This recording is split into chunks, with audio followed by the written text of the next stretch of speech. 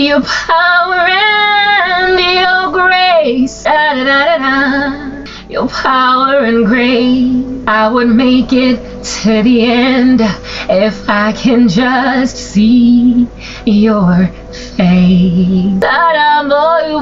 Yeah. David knew there was something more, hallelujah, than the ark of your presence. Amen. In a manger, a Messiah was born. Woo! Hallelujah! Among kings and peasants. And all of Israel saw the glory, and it shines down through the age. And now you've called us, to boldly seek your face. Ooh, show me your face, Lord. Show me your face. Hallelujah.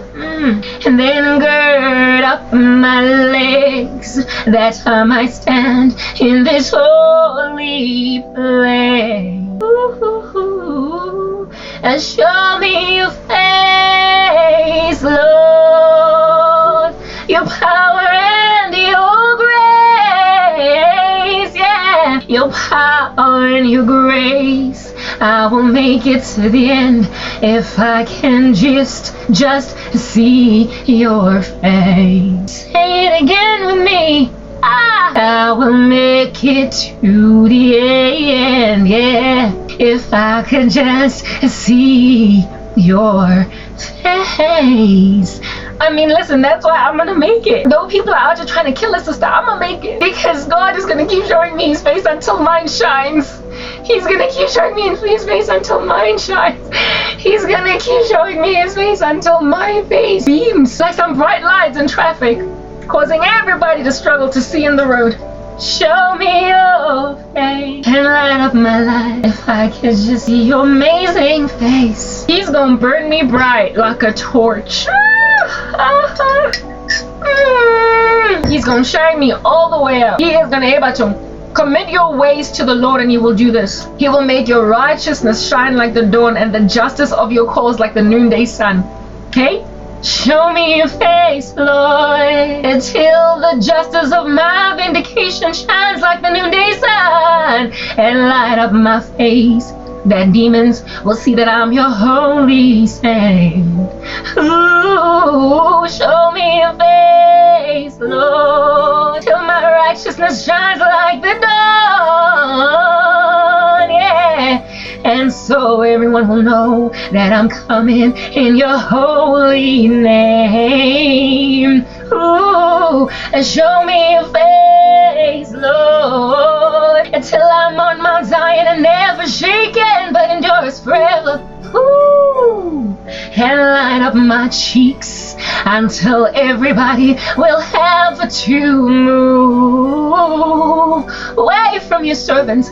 Show me your face, Lord, until I can pray for my nation all by myself, and you will hear, 'cause you regard my word. Ooh, show me your face, Lord, till my prayers are a fragrance, enough for you to hearken and release all the people of Iran. Oh, show me your face, Lord, till I can pray for North Korea, till that Kim Jong-un is no longer threatening their peace. Woo!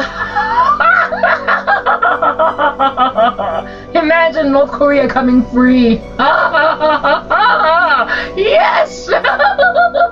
Yes. Okay. Listen, it's an avenue. It's cause for celebration.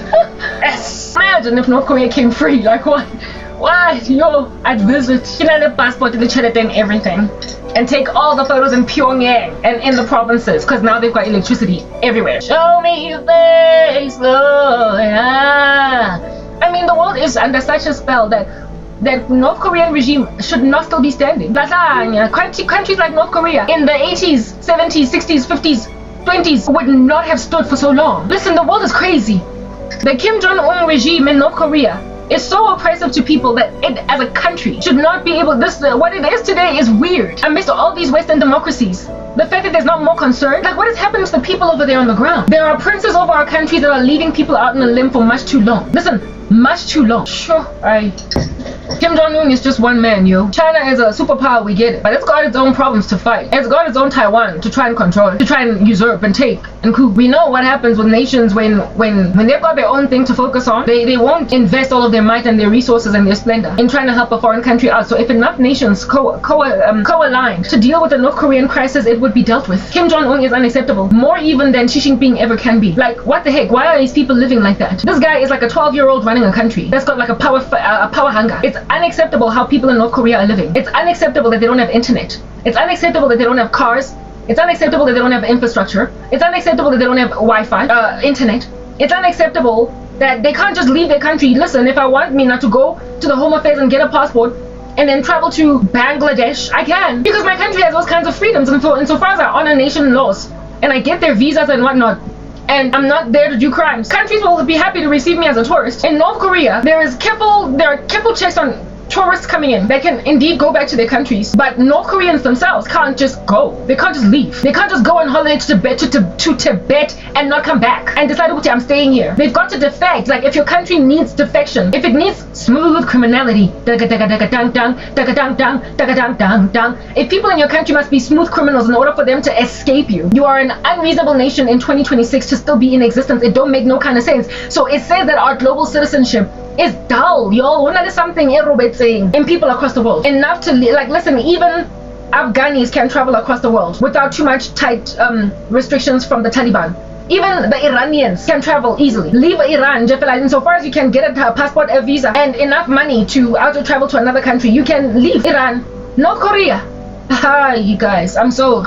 North Korea is a Ntrengom's country, and if they're all a country it shouldn't be able to survive in trade. Listen, even in Ethiopia, people can, like countries where there are oppressive structures, if they can raise enough funds, get a passport, to just get out and ask for help next door. And even there are crises that are happening on the ground, like in the Tigray region. I recorded there are humanitarian workers out here getting interviewed, Doctors Without Borders. You can see what's happening over there on the ground. Yes, you're able to gather intel as to the crisis in Ethiopia, in Sudan. You are able to get intel. You remember when those militias were out here killing all the Sudanese last year, late last year. In and of themselves, they recorded this stuff and put it on social media. Oh, Gaza, the stuff going on there, the campaign.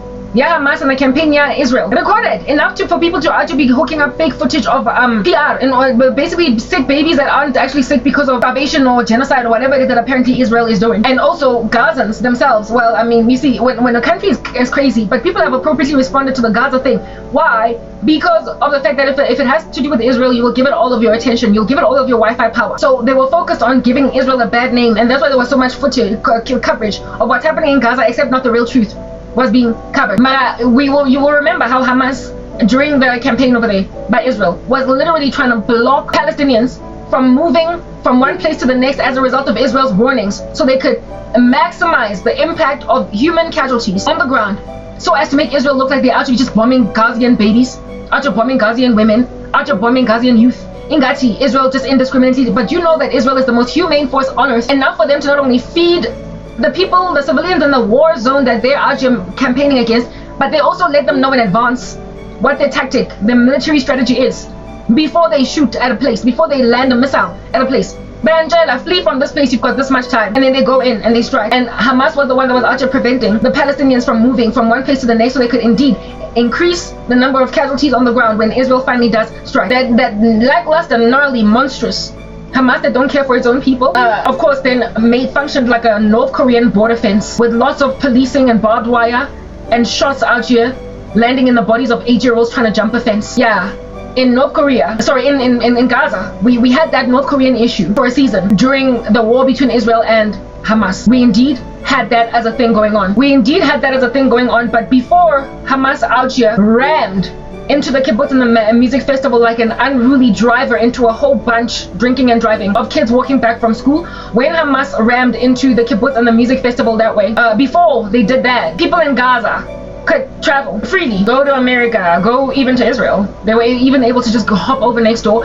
People in Gaza could go to Lebanon if they wanted to travel all the way there. If they could go anywhere in the Middle East, across the world. And so far as dude, get a passport, dude, get a visa, dude, whatever, and so get out. Yeah, you can easily leave. You can get out from a war zone, ufuna. You can arrange. You can come up with arrangements. Also, look at I stand corrected as to which African country it is, but the people over there were able to flee over to a neighboring country, and they were received in as refugees because they can, if they can get to a border, they can run. Nobody is standing at that border shooting them dead. North Korea is like, listen, that the only country, I would go so far as to say it is the only country on earth where people can get shot dead for simply trying to leave the country, and everything is carefully surveilled, monitored, and you can't just buy a flight ticket to go somewhere unless you have been approved by the Kim Jong-un regime. What kind of a country like that is still in any kind of existence in 2026? This place has been going on for much too long. And again, you will know how Hamas in Gaza out here did a campaign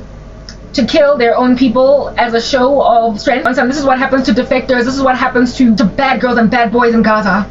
We will execute you in public. But what did they do with those public executions? They literally shared them with everybody. To teach them a lesson. North Korea is so gnarly, so monstrous, that when they're busy out here executing people, they don't do it publicly. They don't record it. They don't show the world what they're doing. They insist on hiding how abusive they are to people on the ground. Lots and lots of people are just passing away. No due process, no courts, nothing. No justice. You can just get killed and everybody walks scot-free. If there are prisons, they're there to arrest anybody that is out just speaking smack against Kim Jong-un. It's problematic. That country is a disaster zone that people need to invade. They have broken international laws enough for them to not need to have poked anybody's nostril until blood came out. They need to be invaded the way that Vladimir Putin did in the Ukraine and just decided to go and take it, but like proper, only because the guy thinks he's Napoleon Bonaparte. Yeah, North Korea needs to be invaded the very same way that Putin invaded the Ukraine. Nobody asked you, nobody cares. Everybody around the world disagreed. They said Ukraine is a sovereign land. You don't just get to rock up and take a sovereign country. Like right now, this board of peace, Donald Trump, that he's out here trying to hook up with the United Nations. Apparently Russia is a part of it, and there are some countries that are out here at odds with the fact that Russia wants to join because of their campaign there in the Ukraine. And I agree, because like what in the world? And again, listen, herein lies the every so often insane and Christian persecuting, but nonetheless you don't know whether you like him, whether you like it or you don't like him. Volodymyr Zelensky out here being among one of the Western leaders to say, why aren't you guys focusing? Maybe it's because his own country is being ravaged right now. Why aren't you looking at what's going on in Iran? Listen, I'm not a fan of Zelensky. Every so often he says weird smack, but whether or not you like a foreign leader is irrelevant. If at all there was just whole-scale unnecessary abuse of his own people, of that country, it's problematic. And what Russia did to the Ukraine is messed up. I'm all about, like, listen, I feel as if though even Trump's attempt to try and foster peace where Putin gets some land is, I'm like, yeah, you don't just get to rock up and take my shirt and leave with it without me giving you permission. So there's no fostering peace over here. It doesn't make any sense to try and foster peace. It's like trying to negotiate with the Iranian regime or foster a diplomatic agreement. Listen, these people have been butchering people on the day when his militants decided to go and shoot Iranian children and then put them in body bags before they die. That's when diplomacy failed. So you can't reach a diplomatic solution. When people are doing that, when they're massacring 46,000 people and counting, we don't know what the real number is, there's no diplomacy over there. And especially if you've been doing this, listen, how many people, this is only just now in this revolution, but how many Iranians in total, ever since 1976 or whatever, has Khamenei put in the ground? How many? Listen, too many to count. I can't even begin to fathom if the guy doesn't give his life to Jesus Christ. What in the world the Lord is going to say of him? It's like Hitler. Like, I literally can't fathom so many people on your head that you're going to have to account for in eternity. Like, where do we even begin to, like, open your rap sheet? When do we even begin to open the book that pertains to your life? Khamenei has got all that blood on his hands. Just like Mpinchakhe Raisi, just like Mpinchakhe Nasrallah, that went Wako Lebanon. Just like, Bonke Njefela Gazi, Yaya Sinwa, Wako Hamas. Le Mohammed, they have to account to God for all that blood they shed. All that blood. Can't even begin to fathom it. Now, when people are like that, there's no reaching a diplomatic solution, so they need to essentially be invaded and uprooted. So what Vladimir Putin did in the Ukraine was wrong because he just felt entitled to a sovereign country that was a democracy doing its own thing, albeit being corrupt. Ukrainians could travel freely, come and go. International students could go and study there. There were South Africans out just studying in the universities, etc. It was a free country, trade, commerce, capital. You get my point. Nearly a healthy country. And then Putin was like pew, pew, pew one day. That's problematic. But if Zelensky, for instance, was like Khamenei, if Zelensky was like Kim Jong-un, and Putin was all concerned about democracy, like indeed he was in the days of apartheid in helping South Africa, always listen to this. Putin in the days of apartheid, if Putin was diplomatic in helping South Africa like he did in the days of apartheid, in going after Zelensky, and setting the Ukraine free from, Putin claims it was anti-Semitism or whatever, but we all know that the dude just out here is trying to create the old USSR, the old Russia, the big fat chunky take all of Europe country. That's why NATO even exists, because Russia is into just random coups, okay? Yeah, because like I said, the dude thoroughly thinks that he is Bonaparte. We are conquering. There's no more conquering. At least at last time we checked, people are to be bringing back old beasts. Yeah. Bona out here, Inca, Ukraine is like this. You understand what I'm saying? And the whole world could do nothing but say, but why are you doing that thing? And then give them weapons, give Ukraine weapons, help them along, stand on or have their back. Say you with them in the United Nations. Little support that the Ukraine and Jeffela with all your steam and beef, and also grab your own national resources and fund the Ukraine. The Biden regime funded campaign, a retaliatory campaign. Yeah, the Ukraine to a point where I guess the conservatives and even Donald Trump was against. But because Putin is just such a gnarly beast, even Trump got to a point where he was now supporting and standing with the Ukraine. Because when a person is wrong, they're wrong. Trump got on board with supporting the Ukraine mission to deal with Russia. Do you understand what I'm saying? Yeah. On this facts Putin. Mara, nonetheless, is he still not out there bombing, taking? Is he still not busy? He is. Only one country against the world. Listen, it's Putin against the world. Of course, him and his random friends here and there. Timo support Russia, Iran, but only because Iran, Algeria afforded them some militants in order to deal with Ukraine at some point. So Putin is like, I'll scratch your back, I'll scratch your back since you scratched mine. But I can't scratch yours too much because after all, Khamenei, am I not right now busy here in a campaign against the Ukraine? I'm too busy. I'm too busy to truly help you with the fact that Trump wants to destroy your regime. So I'll just give you a small little hand of help, but really I can't do much. It's not Russia that's actually trying to help. It is Russia actually standing in the, no, it's not Russia, it's China. China's the one that's trying to help. I stand corrected. China is the one that's trying to help Iran basically survive extinction. Mara, there will always be crazy countries that stand with crazy structures. Mara, if you think about the country that is out there trying to help Iran maintain its nasty, is it not in and of itself persecuting Christians? And is it not in and of itself deporting defectors from North Korea when they land in Beijing? China deports North Korean defectors back to North Korea. So I mean, it makes all kinds of sense why Winnie the Pooh would actually be standing with Iran, because he likes oppressive regimes. Like, these are the camp or the bandits of oppression on earth, and all of us have come to agree largely that they're oppressive. Apparently in China there's like a whole camp full of Muslims that are just incarcerated because China hates all religion. There's the church is underground, they're arresting pastors, etc. It's all horrific over there. But it's not nearly as horrific as indeed some of the countries that it supports, like for instance in North Korea, like for instance in Iran. So China is one country, though it's big and though it's a it's a nuclear power, we nonetheless understand that if at all enough nations in society, in modern day civilizations can come to agree that a country's way of being is just entirely irresponsible and cannot carry on like this, they must fight to set those people free, whatever the cost. In the same way that people fought to essentially defeat Hitler and his Nazi regime in the Second World War, for the sake of the Nazis and many other issues. When a structure is too problematic, it has to be eliminated. Otherwise, if you stand back for too many years, the number of casualties that indeed were raised up from the ground during the Holocaust, millions upon tens of millions of Jews dying, will continue to be a thing. By the time a nasty regime like the Nazi regime is uprooted, what the heck, there's like tens of millions of people dead. So how many Iranians are dead today? Starting from the very beginning of the reign of terror of Khamenei. How many? Listen, I don't know what the number is, but I'm pretty sure that there are people out there that have the numbers. It's a Holocaust. And it's a Holocaust that has lasted way longer than the Germany Nazi Holocaust. And so therefore, the standing back aloof, doing nothing, is a bizarre issue on a global scale. Because did Hitler and all those forces encircling that particular structure not bring about World War II? Yes, it did. So it is worth a while to fight for a nation like North Korea because they're people, they're human. It's worth the while to fight for a nation like North Korea, even if it means butting heads with China, that is aware that mutually assured destruction is likely not the best option out here in these streets. So whether or not the world goes to war with China ceases to be relevant, because Xi Jinping is unlikely going to unleash his nuclear weapons unless he wants to destroy the world. So he will have to fight with regular guns. He will have to fight with regular shelling. But if at all it's a whole chunk of Western civilizations, or just civilizations across the world at all, that are willing to come in concert against China, saying, listen, stand back or we will all come at you. Because right now we are freeing North Korea. You either stand back and do nothing and let this guy fall, or if you want to fight for him in the interest of maintaining an oppressive regime, we're willing to go and shoot you, pew, pew, pew, pew. And I'm willing to take a bet, Xi Jinping, that you're not going to nuke any of our countries, because ain't nobody out here going to release the first nuke. And nobody here is going to be willing to do that. Do you understand? Even Kim Jong-un with these ballistic missiles with nuclear warhead capabilities. How is North Korea a nuclear power when it is so poor generally? Listen, look at Iran out here struggling to be a nuclear state, yet it has, I would imagine, more money than North Korea. Why wouldn't it have more money than North Korea? Because it has trade, commerce, industry, education, etc. That's what drives an economy. So I would imagine that Iran is wealthier than North Korea, and yet it's struggling to become a nuclear state. So how did North Korea become a nuclear power? Like that, you don't have electricity, you don't have infrastructure. You're investing all of your money in military power so that you can always just keep people worshiping you as king.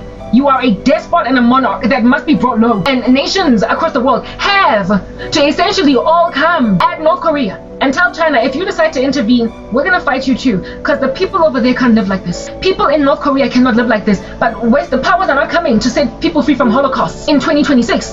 In 2025, 4, 3, 2, 1. Your time is up. Ain't nobody out to come in and rescue people from tyrannies that historically in history we got rescued from. Slavery ended because people across the world boycotted crazy structures. Systematic oppression in my country ended because there was boycott across the world. In modern society, we are leaving terroristic regimes that have made people's lives impossible to live, thrive, when there are Western democracies that have popped up all across the world with enough wealth, might, military power, arsenal, and essentially bargaining power to tell a country that is powerful like China, sit down and let us finish this Kim Jong-un thing and set the North Koreans free. Go in there, occupy the land for the season of time that it is being built, infrastructure, and the North Koreans are being trained up in normal life so they can learn to live like what it is that South Koreans are living in Seoul, with robots, lights, internet, etc. There will be an occupying force from those that set the people free in order to build for a season. And then once the country is built,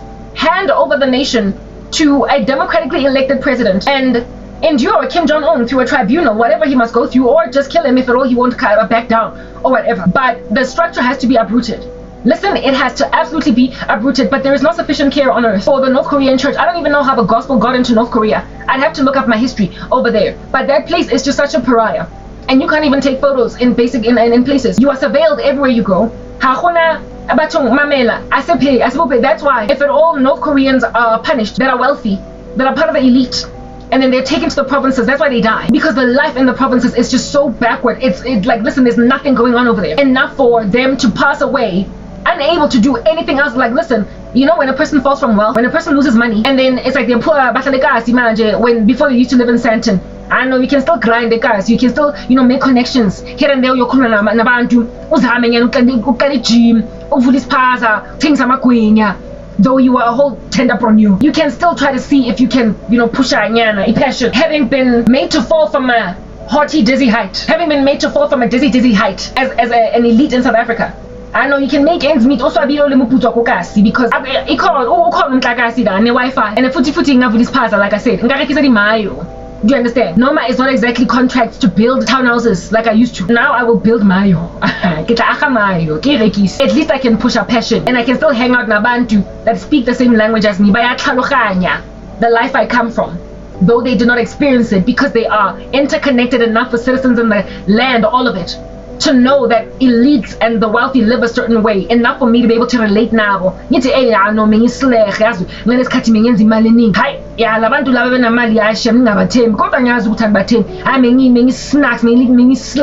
still be able to have normal conversations. Mara, you can't have a conversation and relate with somebody that's never seen electricity, never seen proper plumbing, never seen a flushing toilet, never eaten food 3 meals a day comfortably, never proper. They don't know what lights are like. The night is pitch black. They live from hand to mouth. They farm barely, and if they do harvest crop, but listen, they living in Gati, the world before technology. On that day, you can't just move to the Gasi and just sell amamayo. You move to the Gasi and you die.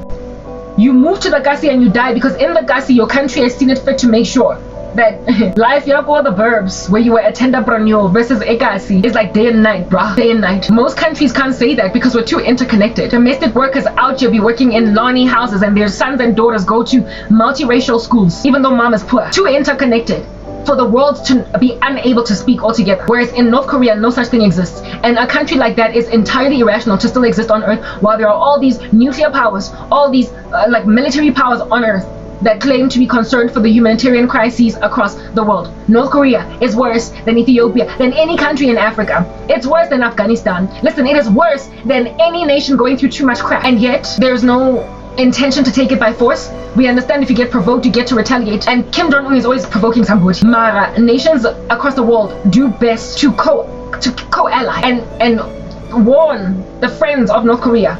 You better sit back, step back, let us take this thing. Or Nati will come at you. We're happy. Because this here is a global citizenship and you don't get to do that to people. The fact that North Korea continues to live and thrive. The fact that even airport Pyongyang is so beautiful. How did you manage to build such beautiful infrastructure in just one portion of your country? Like, what's going on over there? It means that you can build roads. It means that you can build parks. It means that you can build supermarkets and franchises and people out here sell good trade that they might be enabled.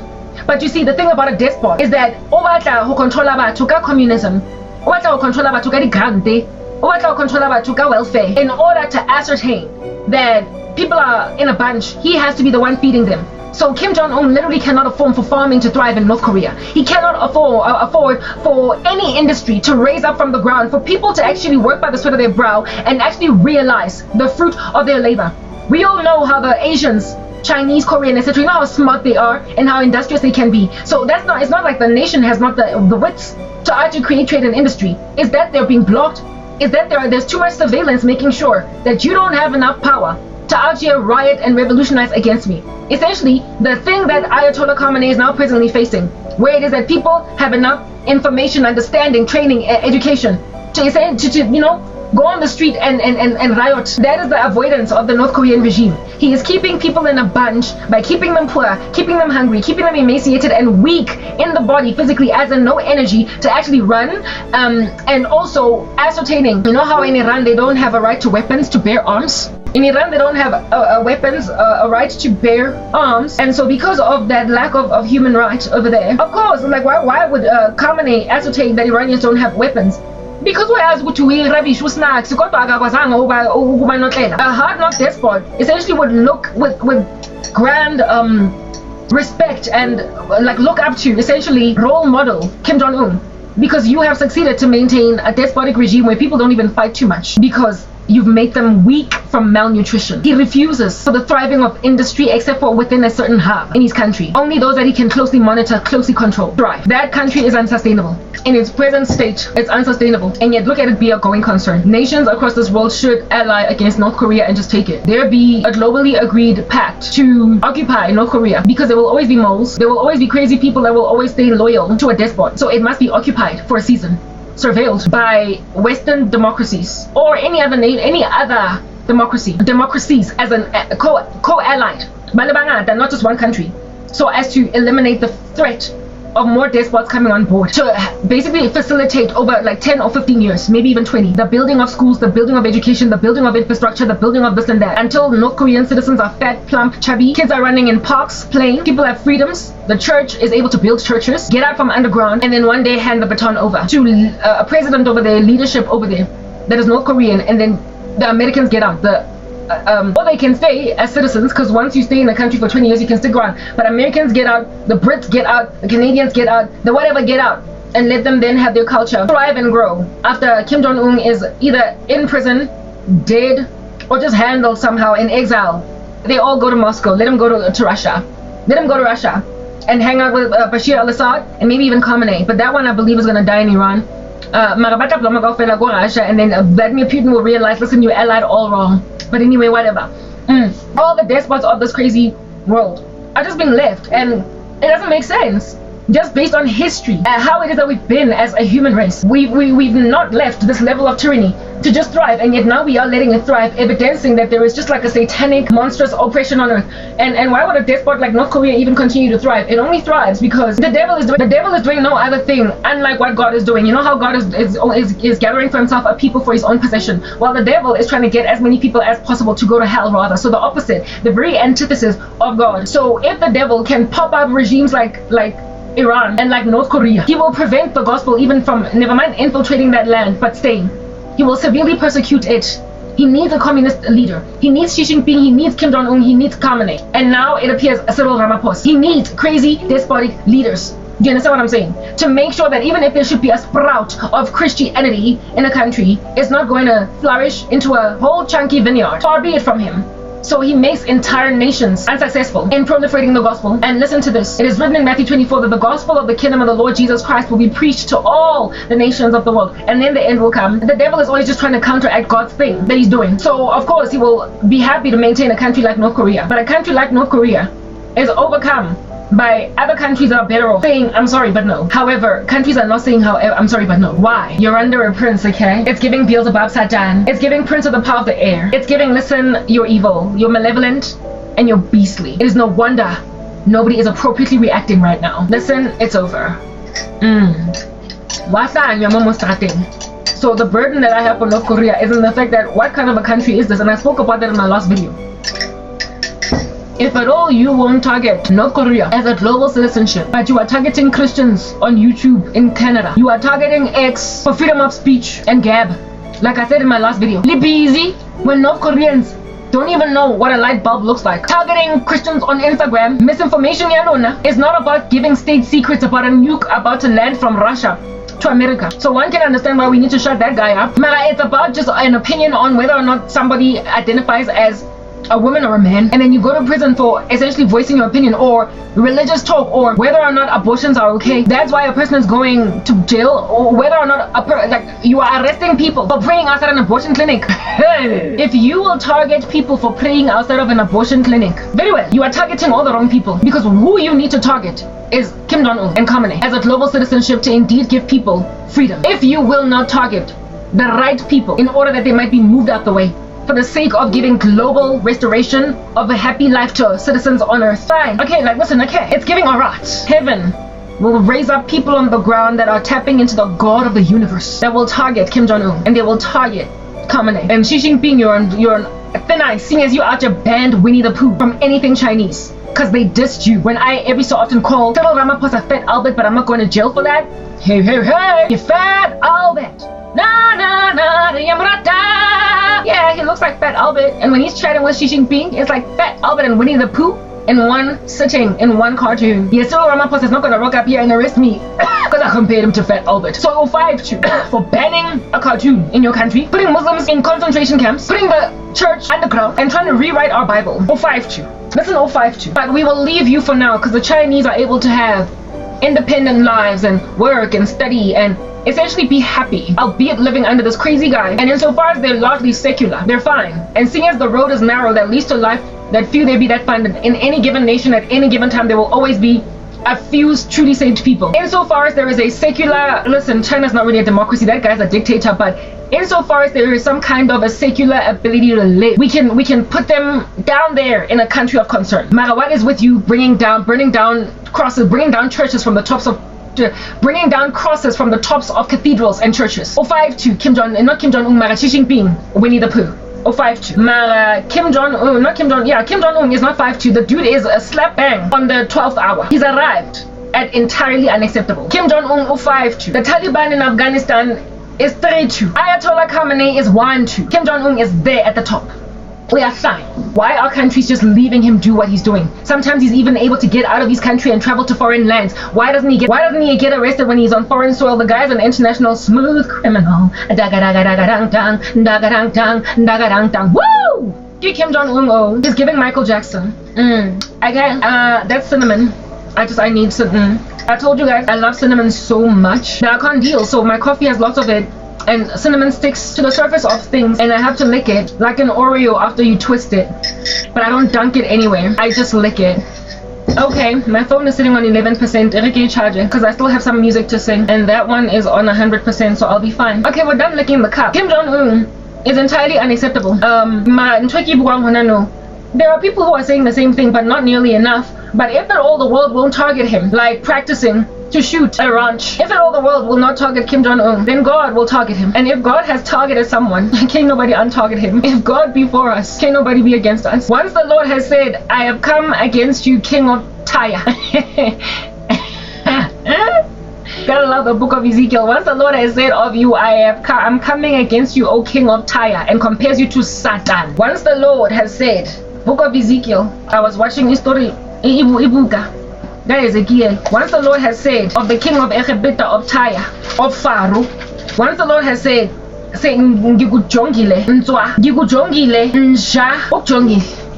if at all God has this to say about Kim Jong-un, the guy's not gonna get out from the grasp of the Lord. And the heart that I have for North Korea, it makes me feel like he's the king of Tyre, except without even all that wealth. It makes me feeling that he is like Oh God, umjongile ucanga ukuthi azomuvwa kodwa uzomuvwa uzosuka endleleni lenja izosuka. And Elenja, I feel like I'm so young in comparison to him, just like Julius Malema is my age, but I feel like I could have been like their niece. Evil will make you old. Kim Jong-un and Julius Malema were born on the same year as me, 1984. I think Julius Malema was born in 83. Long story short. Man, purity, dog. There's no help. Julius Malema, Kim Jong-un, because that guy's like super crazy, right? Julius Malema aspires for a communistic country, and is Kim Jong-un not the be-all and end-all of most baddest communist in the game? Ooh, yeah, that makes sure that no one gets no money, nothing. So if Julius Malema lived in a country like North Korea, you know how the statement is true that absolute power corrupt absolutely. If he was given absolute power with a communistic bone in his step, he would have done what Kim Jong-un is doing, because they all want to be a communist country. They all want to be communist. The ANC, about communism. Communism. Democracy, on go fitting room, go Edgar's. So by forcing everybody to do things their way, like they're Frank Sinatra. So if at all Julius Malema were to be awarded the absolute power of running an entire country, and the way that Kim Jong-un is, with nobody out coming up his nostrils, he would do exactly what Kim Jong-un is doing. So the Takata 1984, Lama Millennial, Lama Xennial, Lama Gen X, Zinja. Okay. However, if the Lord has targeted you, O Tyre, O Sidon, this is the like, if God has targeted you, he will put it in the heart of Ezekiel. He will put it in the heart of his saint, and let Kim Jong-un know that your country is done for. Not for today. Arrogant. Mamela. Arrogant. Prophecy against the prince of Tyre. Oyen was the prince of Tyre. Like the fall of Satan, the archangel, the king, the cherub. The Lord compares the fall of the prince of Tyre to the fall of Satan. And if all the Lord compares the fall of Njayana Ena, you might think that you're not going anywhere, Maramamela, or chief, that you're gonna scoot, you're gonna shuffle left, and everybody is like out just shuffling left.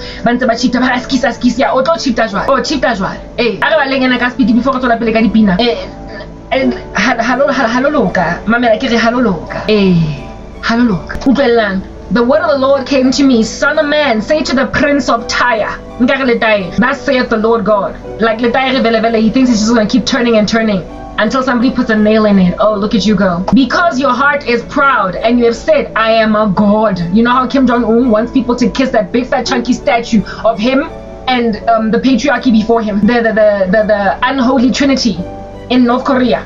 Grandfather, great-grandfather, father and grandfather of Kim Jong-un and Kim Jong-un. When I let these statues, one of whom is Kim Jong-un, that everybody in North Korea must just worship. So that's why I say, any religion, because your heart is proud and you have said, I'm a god. I sit in the seat of the gods, and I have a menacing statue in the center of my Pyongyang, in the heart of the seas. And I send ballistic missiles over South Korean seas with a show of power, wearing a leather jacket. And then I say, but like, look at me go. I'm out here dripping paper, and I got a pleasure squad of ladies out here dancing for me all the day long. and these pleasure squad children are, taken out from their mama's lands, from their mama's hands at the age of 9, 10, 11, 12. What the heck are you doing putting little 12-year-olds in a pleasure squad? But I'm Kim Jong-un, I'm doing that. And you have said, I am a god. I sit in the seat of the gods, in the heart of the seas. Yet you are but a man and no god. Though you make your heart like the heart of a god, you are indeed wiser than Daniel. No secret is hidden from you. By your wisdom and your understanding, you have made wealth for yourself. So much Kim Jong-un and his dad and his grandfather that they made sure that North Korea cannot thrive in industry, in trade, and farming in order to keep North Koreans so poor that they will never have enough food in their bellies to riot. Remember the other day I spoke about Maslow's hierarchy of needs? If at all you don't cater to people's affiliate enough with each other. So therefore, do for a thing like riot, like stand up against the government. You're too hungry and you're too unsafe, you're too unsheltered. So he keeps people at this low rung of the hierarchy of needs so that they will never ever get to a point of talking to each other about how they need to uproot the regime. I would be shocked if there are any conversations happening in North Korean houses about actually uprooting Kim Jong-un. They would never get far in coming together in a house. I mean, long ago, I was listening to the testimony of this one North Korean defector speaking about how I was listening to the testimony of this one North Korean defector speaking about how the daytime was so important for them. They woke up super early. The thing that you experience when you're chilling in a country like South Korea, where you can afford to sleep until 9, 10, because you're sleeping in a Saturday weekend, the boss. So you can afford to stay in bed even until midday. Because as soon as 5:30, 6 p.m. comes, 7, you're gonna just switch on a light and there's gonna be TV going and you can go to bed at 2, 3 a.m. watching TV. Yeah, well in North Korea, these people rely so much on daylight because they have no electricity. And thanks to there being no electrical infrastructure, even in the provinces, even in the streets, there are no streets, even in the villages, there's no electrical infrastructure, street lamps essentially, enough to illuminate a neighborhood so as to basically keep people out even at 7 p.m., 10, 7, 8, 9, you know how in the Gasi, after the lights have gone off, as in the natural light, after the sunlight has gone down, there's still all these teenagers but busy with kids are still riding bicycles just when the sun is setting until their parents are like, hey, we're not type setup thing. Yeah, we used to get out here made to bath nyenkani by my grandmother. Because we were always just rolling around in the grass all day long. 7.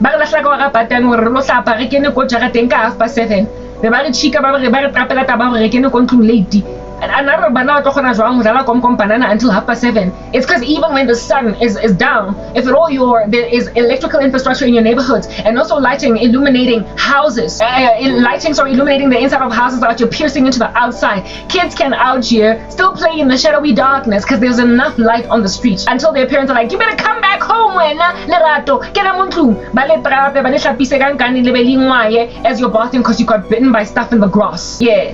In North Korea, I was listening to the testimony of this one guy that defected some years ago, and this guy spoke about how it is that there is no such thing as sleeping until 9 in the morning, or 10, or 12, because because every daylight hour is like energy, it's like fuel. It's like if you've seen that movie Time Out, the one starring Justin Timberlake, they run on currency yanako, and if at all they run out of time, they die. And in North Korea, their lives are just like that. They operate in daylight hours, the opposite of vampires. So batsoka very early, as soon as the smallest little sliver of sun comes out, they must wake up. And this chick was speaking about how it is that she would wake. It was a chick and a dude, 2 different testimonies, speaking about how it is that they would wake up early while the sun is still set. Hulo prepare, hulo boila metsi, hulo hlapa, and hape hulo prepare a very long walk to school or whatever, because there is no wasting even a small little sliver of daylight hours due to the fact that candles are expensive. Candles, listen, they're among the cheapest commodities in my country. Load shedding is able to be as successful as it is out here perching yourself like a birdie on a rooftop because you get said cheap. Candles are too expensive because there's nobody actually making any kind of money, right? And so therefore you can't just burn a candle or a bunch of candles for several hours because you're not ready to sleep. So they would wake up really early and operate with the last little remnants of a candle just for hlapa, so that when the sun starts to rise, they start to prepare for things like whatever it is that they do during the day, because nobody can be outside, one, because of heavy policing, but also secondly because have you ever traveled to Cape Town at night, the garden route, where they are in a patch of road where there is no street lamps, or just gone to the plazas where akuna electrical infrastructure on the street, you will never experience that kind of darkness. Like, you are spoiled when you live in Johannesburg. You are spoiled when you live in the city because you don't know what dark is. And you experience it to a certain extent when there's load shedding. It's so black outside. It is so dark that it almost feels like the darkness can eat you. Yeah, well, in North Korea, like, listen, a vast expanse to a point where when you take your hand out, at a distance, unless you're wearing bling like Crank. Now, bling thing, it reflects off light surfaces, so only if there is a candle lit. So being in the street, you won't even know to use torch lighter. Number 7. So you have to go home when you can still see where even you live. You have to be inside the house before you can't even find your way home, because ain't nobody out there walking around after curfew first and foremost, and ain't nobody out to be burning them on a loop. And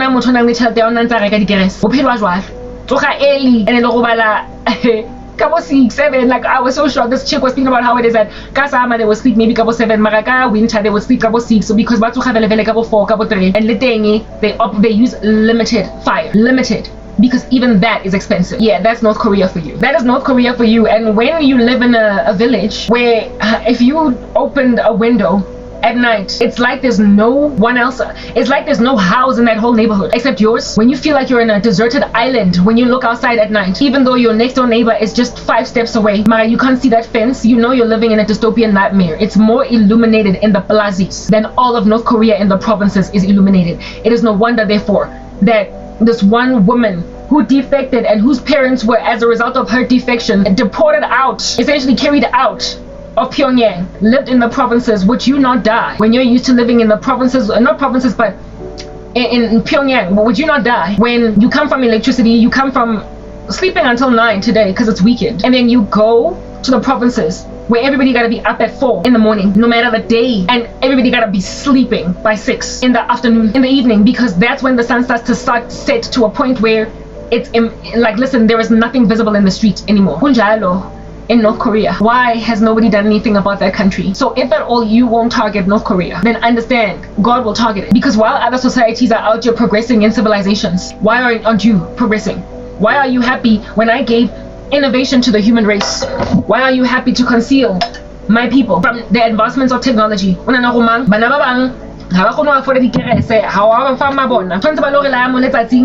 living in 3 days of darkness in Egypt.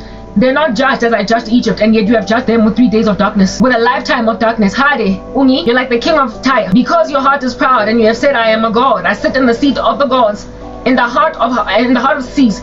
Yet you are but a man and no god. Though you make your heart like the heart of a god, you are indeed wiser than Daniel. No secret is hidden from you. By your wisdom and your understanding, you have made wealth for yourself by making sure that North Koreans out here can only light a third of a candle. Nah, a third is a lot. Maybe a third, yeah. A third of a candle per day, and wake up at ridiculous hours and also sleep at ridiculous hours. You have made sure that nations that are awake, you know, the Bible says of the Proverbs 31 woman, her lamp does not go out at night, because she's a hard-working lady that way. You won't even let people have their lamps not go out at night, that they might work hard, that they might get their bread.